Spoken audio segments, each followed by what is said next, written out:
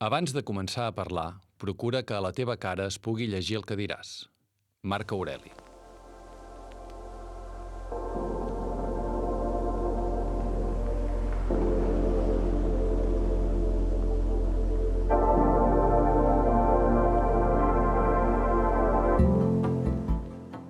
En present continu, el podcast d'Eumo. Benvinguts en Present Continu, el podcast d'Eumo, un espai on podreu escoltar en català experts en diverses matèries compartint opinions i reflexions. Us parla Júlia Blai i en el programa d'avui comptem amb la presència de Mariona Casas, coautora del llibre L'oratori a l'abast de tothom. Bon dia, Mariona, i moltes gràcies per acceptar la nostra invitació. Gràcies a vosaltres, em fa il·lusió ser el vostre podcast. A nosaltres també ens fa il·lusió que hi siguis. Després de Sant Jordi, la pròxima data més significativa a l'agenda són les eleccions municipals. El 28 de maig estem convocats a les urnes per escollir l'equip que gestionarà el poble o la ciutat on vivim durant els propers 4 anys. Comencem, per tant, un període en què no pararem de veure i sentir als carrers, als mitjans de comunicació, a les xarxes socials, discursos que volen ser convincents, imatges que ens volen seduir i debats en què els assistents podem acabar com en un partit de tennis, movent el cap de dreta a esquerra, seguint els tons de paraula dels alcaldables. Mariona, els càrrecs electes que concorren a les eleccions municipals no sempre estan acostumats a parlar en públic. Estem pensant aquí en petites ciutats, en pobles, on el càrrec de polític no està professionalitzat, sinó que són els veïns que s'impliquen en la vida local, en la vida política del seu municipi. Són prou conscients de com d'important és saber comunicar-se oralment? Jo diria que no es pot generalitzar, però la majoria de les vegades no en són prou conscients pel que has comentat, que no són càrrecs electes professionals, són ciutadans i ciutadanes que en un moment determinat decideixen fer un pas per millorar el seu poble. I una de les qüestions que potser haurien d'atendre és el fet que un càrrec electe comunica sempre, no només quan fa discursos. I en situacions com les que has comentat tu, que són pobles o municipis petits, la comunicació es produeix en qualsevol moment, no només quan porten el barret d'alcalde o d'alcaldessa. I, per exemple, si algú ens està escoltant ara mateix i ha decidit implicar-se en la política del seu poble per primera vegada, per tant estem parlant d'un polític novell, quin consell li donaries? D'entrada, això que comentàvem, que comunica sempre des del minut zero, en el moment en què algú decideix presentar-se com a alcalde o alcaldessa, és a dir, l'alcaldable, el càrrec electe, ja fa temps que està comunicant, perquè ja el coneixen en el poble. Per tant, el que no pot fer és de cop i volta canviar la seva manera de parlar, perquè ara es vol dirigir a una sèrie de persones als quals es està demanant el vot. Per tant, cal aquesta coherència. Comuniquem des del primer moment i, per tant, cal que hi hagi un estil comunicatiu que sigui coherent. I l'altra recomanació així d'entrada, ja n'anirem parlant, m'imagino, és que ha de conèixer les seves febleses i fortaleses comunicatives. Encara que no tingui experiència en l'àmbit polític, segur que entén l'àmbit laboral o professional o social, i per tant, tot allò que creu que li funciona en aquests àmbits ha de veure si ho pot transferir i en quines circumstàncies ho pot transferir en aquest nou context que és el de la política. Clar, parlem de personalitat i també d'estils comunicatius. Per exemple, ara em ve la memòria, fa uns quants anys Barack Obama va marcar estil i tots es movien i parlaven com ell. De fet, en el llibre L'oratori a l'abast de tothom, dius que cadascú té un estil de comunicar-se propi, però també és veritat que en la política veiem que es dona una certa mimesi entre els oradors. Imitar no és la solució. Cal que tothom trobi el seu estil personal i el pot trobar intentant desplegar les seves qualitats comunicatives i millorant-les, naturalment. De res ens servirà imitar la manera de parlar d'una altra persona perquè ja sabem que les imitacions mai funcionen. Sí que és veritat que en l'àmbit polític moltes vegades trobem que en els entorns acabem volent imitar els nostres líders, però són uns lideratges que venen, compartits per una sèrie d'atributs personals i, per tant, si algú parla molt poc a poc o molt ràpid, el que no hem d'intentar és fer-ho com aquella persona. Hem de veure què ens agrada aquella persona, per tant, què és el que podem transferir del que ens agrada i incorporar-ho al nostre propi estil comunicatiu, perquè és que, si no, no serem mai autèntics ni creïbles, que és l'objectiu de qualsevol persona que comunica, i encara més d'un polític. Clar, l'estil comunicatiu, el fet d'exposar-se, és el mateix l'estil comunicatiu dels polítics en els mítings, a les xarxes, al carrer, ha de ser el mateix, no? Les seves gestualitats, la seva presència? L'objectiu és coherència. Coherència comunicativa, però en general coherència personal. No pot ser que una persona que és un càrrec electe, quan està parlant com a alcalde, faci unes coses o es mogui d'una determinada manera i, en canvi, quan ens el trobem pel carrer, perquè els càrrecs electes municipals ens els trobem pel carrer, quan anem a comprar el pa, quan es va a buscar les criatures a les escoles, quan anem a cal metge, per tant, no pot ser que trobem moltes diferències. És veritat que cada situació comunicativa requereix d'un context diferent i del que es tracta és d'adaptar-se a la situació comunicativa, adaptar-se al destinatari, al context, al moment comunicatiu i a la intenció comunicativa. Però l'objectiu és que siguin coherents, perquè no es pot sostenir en el temps que una persona que vol comunicar ho vulgui fer de manera diferent a com és. Un càrrec electe municipal comunica des del minut zero, ho hem dit, i per tant durant els 4 anys de mandat, per dir-ho així, ha d'intentar mantenir aquesta coherència, perquè la manca de coherència fa que els ciutadans perdin la confiança en les persones que parlen, perquè s'adonen que estan dient coses o bé diferents o les estan comunicant de manera diferent a com ho havien fet en un moment anterior i per tant això genera manca de confiança. I la manca de confiança és un dels valors més difícils de restablir. Per tant, s'ha de procurar que hi hagi coherència comunicativa. Clar, això amb el que estàs dient em xoca perquè a les altres professions no passa això. És a dir, un fuster és fuster i té una actitud dins la fusteria i quan surt fora de la fusteria pot actuar d'una manera diferent. En canvi, el polític sí que és 24/7, no? Aquesta coherència. De fet, la coherència l'hauríem de tenir totes, les persones, però ser coherent no vol dir que no ens hàgim d'adaptar a la situació comunicativa. Sí. Però certament un polític, el problema que sol tenir és que, com que no és un polític professional, té la sensació que només comunica políticament quan, per exemple, està en un ple municipal o quan està tenint els ciutadans en les seves hores de visita o quan participa en un debat electoral o en un debat a la ràdio o el que sigui. L'objectiu és adonar-nos que el que volem dir, el que hem de dir, és a dir, les estratègies explicatives i argumentatives han d'estar sempre en consonància en la situació. I un polític sempre ha d'entendre que s'està adreçant als ciutadans i a les ciutadanes a qui es deu, i això no vol dir que 24 hores al dia, 7 dies a la setmana, perquè s'ha de trobar, quin és, el límit d'aquesta comunicació. Hi ha d'haver-hi moments en què el ciutadà s'ha d'adonar que el polític no està a l'abast del ciutadà des del punt de vista comunicatiu. Això també és una qüestió que cal que ens anem educant tots a la societat i sobretot que el polític tingui clar que hi ha uns límits en relació amb aquesta proximitat amb l'audiència. M'he passat tota la nit preparant la improvisació de demà. William Churchill. Aquesta frase de William Churchill que acaba de sonar ara la trobo molt interessant i molt útil per plantejar-te la següent pregunta, perquè un discurs s'ha de planificar sempre prèviament, però quan es diu, quan es verbalitza, ha de semblar espontani i natural. Com s'aconsegueix això? Aquesta pregunta és molt interessant perquè ens agraden els discursos que semblen espontanis, però hem de saber que darrere aquesta espontaneïtat hi ha un treball previ i una planificació. La improvisació pròpiament no existeix en l'àmbit de la comunicació oral formal perquè improvisar vol dir el que pensem i nosaltres sempre sostenim des de l'oratòria que primer s'ha de pensar allò que s'ha de dir, perquè ho hem d'adequar a la situació comunicativa.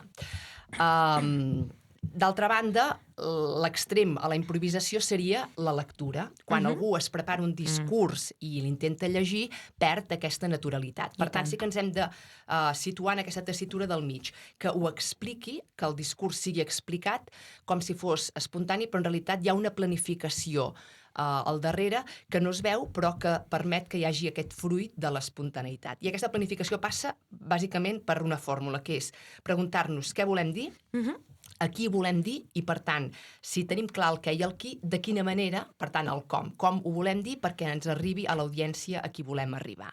I això té a veure també amb un altre, concepte que també despleguem en el llibre, que és tenir clara la nostra personalitat, tenir clar que cal preparar-se els discursos i després tenir clar que d'alguna manera o altra cal practicar. Per tant, les 3 P's, personalitat, planificació i pràctica. Parlaves del què, el qui i el com. Centrem-nos amb el què i el com. Clar, jo em pregunto que el contingut d'allò que algú expressa sigui cert, és a dir, que sigui veritat, no comporta necessàriament l'èxit del discurs. La presència, la projecció de la veu i la mirada també són aspectes que tot orador hauria de tenir en compte per tal de ser convincent, oi? Per descomptat. De fet, al llibre hi dediquem un capítol que es titula Més enllà de les paraules. El cos, la mirada, tots aquests elements que no són estrictament els verbals ens ajuden, donen reforç a la nostra intenció comunicativa, al nostre missatge, el missatge estrictament lingüístic. Val a dir, però, que quan nosaltres parlem, si no parlem amb credibilitat, amb autenticitat, si no ens creiem allò que diem, i a vegades això els passa als polítics, que han d'explicar coses que no les veuen prou clares o que no se les creuen prou, després el llenguatge no verbal ens treix. El llenguatge no verbal no el podem assajar, perquè d'alguna manera és molt difícil. L'objectiu no és assajar-lo, l'objectiu és tenir clar el que volem dir, tenir eines lingüístiques per poder expressar el que volem dir i després el llenguatge no verbal, el moviment surt sol.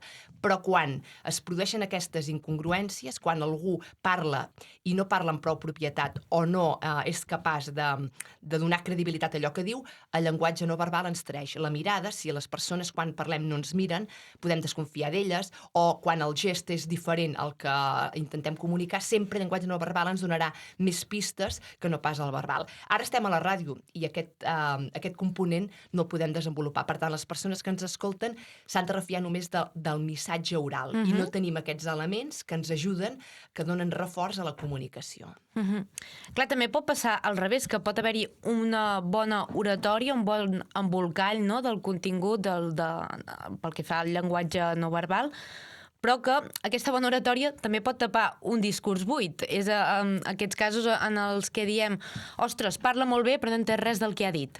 No? Sí, això sol passar també, però... I amb els polítics amb algun cop sol passar. Sí, tant i tant. Jo apel·lo a la intel·ligència de l'audiència, és a dir, dels interlocutors. Inicialment potser sí que podem quedar bocabadats davant d'una persona que parla amb molta eloqüència i que ens deixa amb aquelles ganes d'anar-lo escoltant. Però hi ha un moment del discurs que ens adonem, a veure, què ens està transmetent, què ens ha comunicat l'orador, i després ens adonem que res, que ha sigut un discurs buit. I això, per mi, és una manca de respecte cap a l'audiència, perquè respectar l'audiència vol dir entendre que quan parlem ens està dedicant el seu temps, i si quan parlem estem desenvolupant un discurs buit de contingut, això és una manca de respecte cap a l'audiència. I passa molt en els polítics, justament, si em permets l'anècdota, quan s'han de fer obertures de jornades o inauguracions, que hi ha aquestes primeres parts en què es convida sempre, diguem, els polítics que obrin, i aquests minuts, que a vegades poden ser 1 minut, 2 minuts, a vegades s'allarguen molt, que són buits de continguts, són moments d'or en què el polític podria aprofitar per desenvolupar alguna idea interessant i, per tant, no fer perdre el temps a l'audiència. És a dir, qualsevol, encara que siguin 30 segons, en 30 segons es poden dir moltes coses. Per tant, si ens dona l'oportunitat d'obrir un acte, que ja sabem que no són els protagonistes, que els protagonistes són les persones que parlaran en l'acte o en la jornada, no fem perdre el temps a l'audiència. Per tant, evitem discursos curts perquè l'audiència se'n cansa. I, de nou, jo apel·lo a la intel·ligència dels interlocutors per reconèixer que hi ha un discurs buit darrere d'una presentació molt desinvolta. Sí, estàndard en alguns casos també amb aquest tipus de situacions. Exacte, això podria ser el xat GPT, segurament. Sí, sens dubte. Clar, ara centrant-nos en els destinataris, també és el que comentem, que sovint les bones idees es perden perquè s'utilitza una terminologia que no és adequada per la persona qui la rep. D'això els polítics n'han de ser uns grans mestres, perquè si els ciutadans que els escolten no els entenen, no els votaran. Què en podem aprendre d'ells en aquest sentit? L'important és que qui parli, quan s'adreça a l'audiència, intenti adequar-s'hi. Hi ha un concepte clar, que és el concepte d'expertesa. És a dir, quan parlem hem de veure si el que estem dient implica que tenim més o menys expertesa en relació amb el que volem comunicar a l'audiència. I per això tenim estratègies explicatives. I les estratègies explicatives les desenvolupen d'una manera molt solvent els docents, perquè l'objectiu que tenen és intentar explicar conceptes complexos als estudiants, als alumnes. Això ho haurien d'aprofitar i de transferir als polítics, perquè una estratègia explicativa, per exemple, és definir bé un concepte, o és exemplificar, o és utilitzar una analogia, o fins i tot és fer una pregunta retòrica que fa captar l'atenció i que després les persones que ens escolten estan més atentes al que diem. És una reformulació, explicar de maneres diferents. Jo penso que en l'àmbit municipal, qui entra en política s'adona que és molt més complexa la política municipal del que es pensava i, per tant, no pot pretendre que el ciutadà o la ciutadana que no coneix aquest àmbit comprengui aquests conceptes. Per exemple, és molt difícil explicar un pressupost municipal. És molt difícil explicar unes ordenances fiscals. I, per tant, s'ha de fer aquest esforç de desplegar estratègies explicatives. I si parlem, per exemple, de la pobresa energètica, doncs hem d'explicar què és aquest concepte, perquè ens sentim a parlar molt, però no tothom sap quina definició té. I, per tant, la idea seria doncs, explicar que la pobresa energètica és la incapacitat de fer front a les despeses, a les factures de l'energia. I això, si no ho expliquem, fa que la ciutadania se senti com exclosa perquè senten que no estan arribant al missatge. I l'objectiu de la política és arribar a tots els ciutadans i ciutadanes. Oh, i tant. Per tant, ells són l'exemple màxim de fer més planer qualsevol tipus de discurs perquè tothom ho acabi entenent. Exacte. També, d'altra banda, ara em ve a la ment el tema del debat electoral i després de la roda de premsa, que ja també t'ho preguntaré, perquè hi ha contextos en què els papers de l'emissió i el destinatari s'intercanvien i, per tant, el discurs ja no és unidireccional, com en un míting el polític parla davant d'una audiència, ni tampoc bidireccional, sinó fins i tot algun cop multidireccional, sinó que hi ha diverses persones compartint opinions i, per tant, executant la seva art d'oratòria. Aquest seria el cas del debat electoral. Et sembla que és una bona estratègia per a les campanyes electorals? Sincerament, no. Deixa'm que m'expliqui. Un debat electoral és un artefacte polític que té un objectiu molt concret, que cada càrrec electe pugui tenir el seu moment de glòria per explicar què és el que vol fer i fins i tot per desacreditar el seu contrincant. Sí. Per tant, no es donen, almenys en els debats electorals que anem veient i que s'han vist darrerament, no es donen dues circumstàncies que per mi són clau quan estem parlant de comunicació positiva. Una és l'escolta activa, escoltar l'altra persona. En un debat electoral no s'escolten els candidats entre ells perquè el que intenten és trobar la seva quota de poder per poder-se expressar.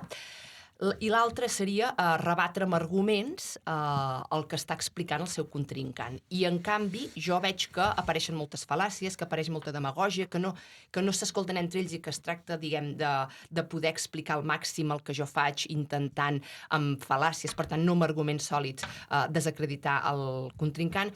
I per mi això no és un bon exemple de comunicació bidireccional o multidireccional.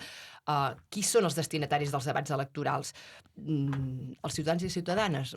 Jo crec que els ciutadans i ciutadans mirant els debats electorals veuen el pitjor del polític. Sí. És com un partit de tennis, com dèiem al principi, no? Que també van mirant així i tampoc acaben de...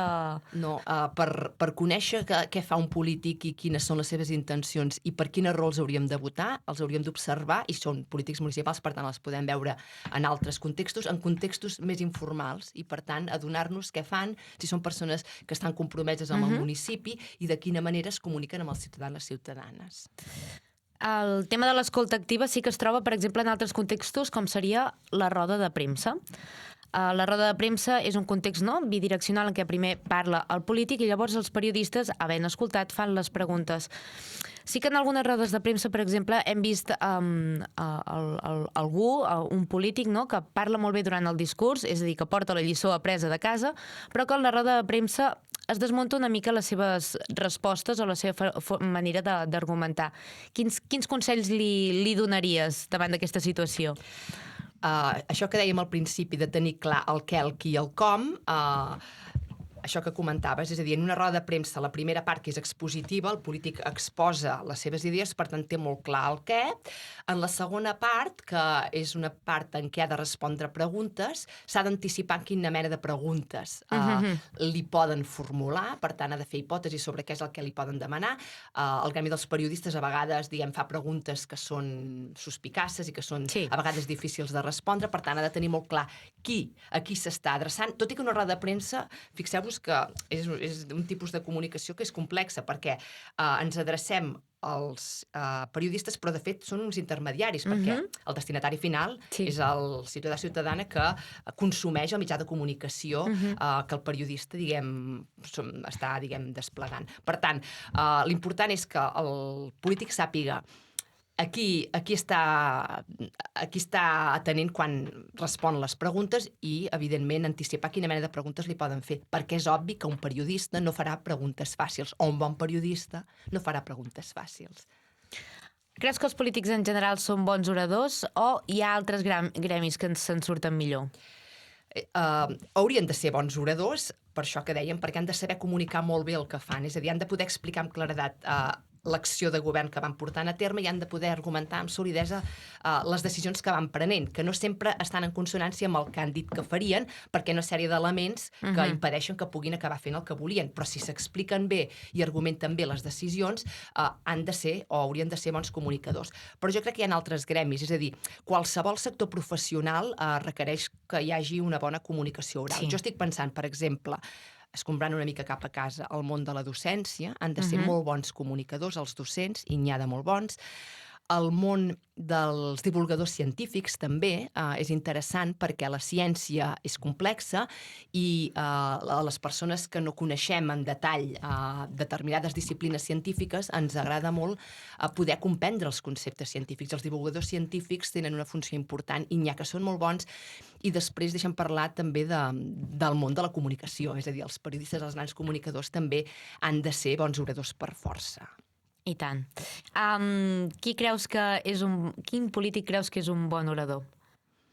Aquesta és una pregunta molt difícil, perquè podria parlar-te de molts. És a dir, jo quan escolto els polítics intento veure què és el que fan bé, quines estratègies fan bé. Si t'hi fixes, ho analitzes? Sí, jo crec que és de formació professional.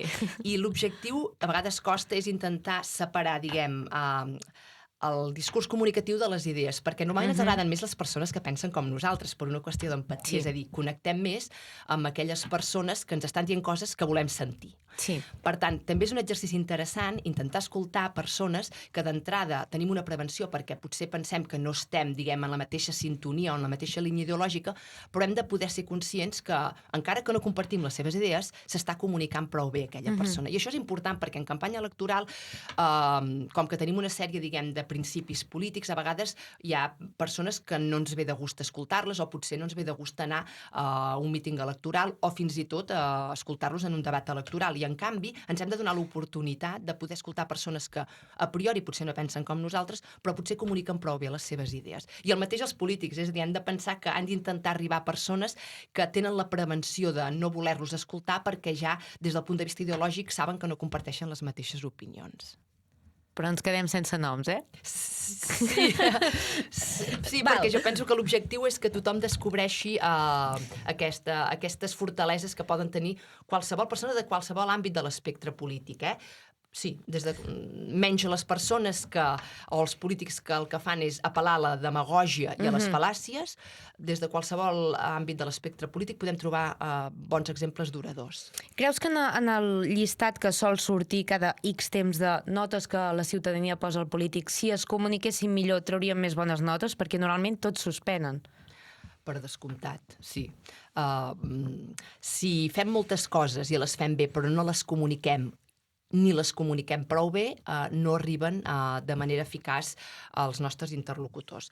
L'objectiu, l'eficàcia comunicativa vol dir que allò que volem dir arribi al ciutadà i, per tant, els polítics, sobretot els polítics municipals, treballen molt, perquè un càrrec electe municipal no es dedica professionalment a la política. Per tant, té altres feines i després té una dedicació que no sempre està ben compensada econòmicament. Aquest és un altre tema i, per tant, fa molta feina. Però si no pensa que aquesta feina s'ha de comunicar, probablement la nota que rep diguem, no és justa perquè segur que està treballant molt més del que està comunicant i, per tant, hauria de pensar que ha de ser conscient que també forma part de les seves responsabilitats atendre bé la comunicació, que no només és fer discursos, sinó les xarxes socials, sinó aquests petits moments comunicatius en què interacciona amb els ciutadans, etc.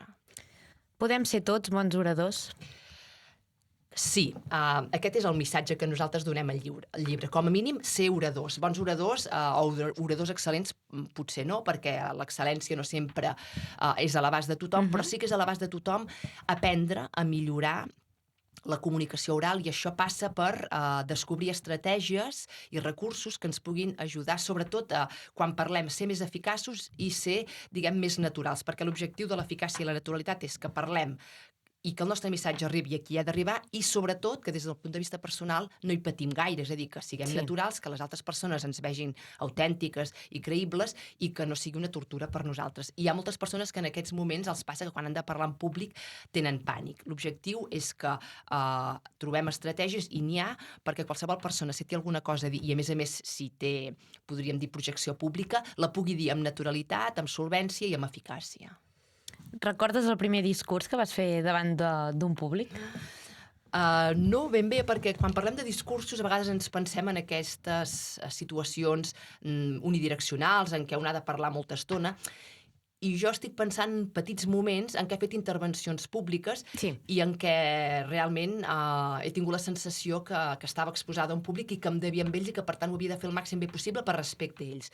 És la primera vegada, per exemple, que he participat en una taula rodona, la primera vegada doncs, que he fet una intervenció davant d'un públic, per exemple, dins d'un claustre en el meu àmbit, que és l'àmbit acadèmic, la primera vegada que he dinamitzat o conduït una reunió, que em sento amb responsabilitat que la reunió funcioni. Són aquests petits moments comunicatius en què un se sent responsable per això que deia, perquè estem demanant un temps a una audiència i aquesta audiència es mereix que el que diem sigui important i que, sobretot, no li fem perdre el temps. Un somriure natural i una mirada franca són més valuosos que la gestualitat sofisticada. Els ulls transmeten emocions. Mostren timidesa, profunditat, coneixement, inquietud. Mirant els interlocutors, fem el primer pas per guanyar-nos-els. Cal que repartim la mirada entre tothom, perquè les persones a qui no mirem se senten poc tingudes en compte i poden acabar desconnectant. L'oratori a l'abast de tothom, de Mariona Casas, Josep Maria Castellà i Montserrat Vilà. Gràcies, Mariona, per passar amb nosaltres aquesta estona i per parlar sobre la relació entre oratòria i política i com a partir d'aquí en podem treure conclusions tots els que t'estem escoltant, fins i tot per fer aquest podcast. Oients, com us ha dit la Mariona, mai és tard per aprendre a parlar en públic, així que us recomanem la lectura de l'oratori a l'abast de tothom i ens retrobem en Present Continu el mes vinent per parlar sobre mediació literària amb Cristina Correro i Joan Portell.